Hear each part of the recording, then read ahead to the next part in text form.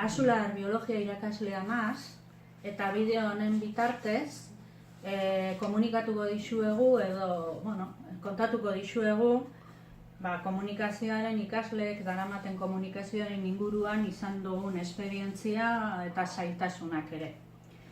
Eta baita hartu ditugun erabakiak zenbait gauza jorratzeko. Zero. Aurreko ikasturteetan hainbat proiektu jorratu ditugu.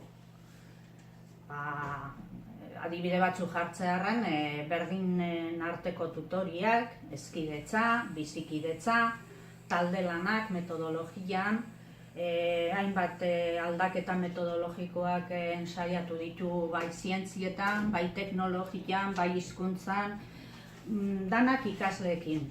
Guk formazio egin dugu, baina gero frogatu egin ditugu eta hausnartu egin ditugu ikasgeletan ikasleekin. Proiektu horietan egindako hausnarketetan, ulermena agertu da beti zailtasun handi bat bezala, eta ez bakarrik hori, batzutan oztopo handi bat izan da. Hori dela eta, irakurtzean, ahozkoan, entzumenian, eta gero eta nabarmenagoa da, arlo guztietan ulermenak daukan muga edo sortzen duen muga hainbat eta hainbat ikasle guztien da.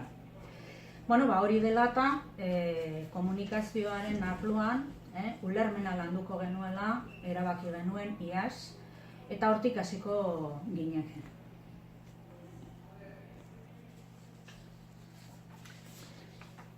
Irakaskuntza hezkuntza, balio demokratikoak aragotzeko, arrakasta lortzeko, antzematen dugu ulermena dela gakoa, zeharkako lerroa.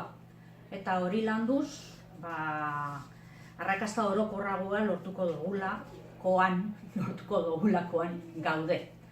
Horretarako, Uribe Kostako irakasle batzuekin hasi gara lanean, haiek tutorizatuko gaituzte eta beraiekin hasiko gara testuen ulermena, testu idatzien ulermena egiteko erramentak eta jorratzen.